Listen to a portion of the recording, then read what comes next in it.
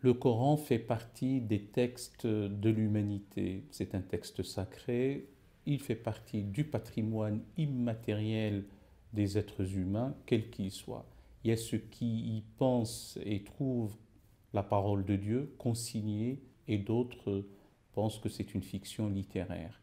Dans un cas comme dans l'autre, il est bon de se faire par soi-même son avis en allant lire ce texte. Simplement, on ne peut pas l'aborder comme ça.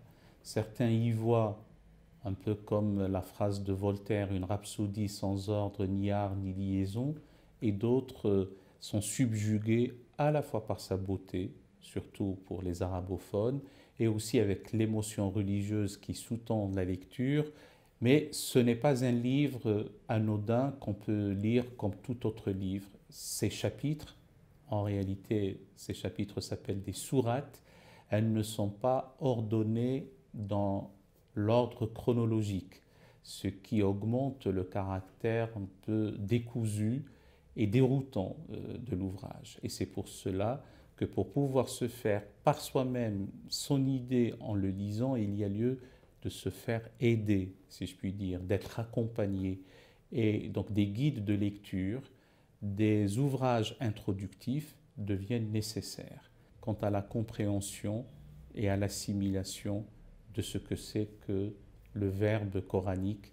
Tout homme, toute femme, l'honnête homme, selon la définition que nous nous en faisions aux siècles écoulés, et notamment au XVIIIe, doit se faire par soi-même son idée du Coran, et donc aller le lire.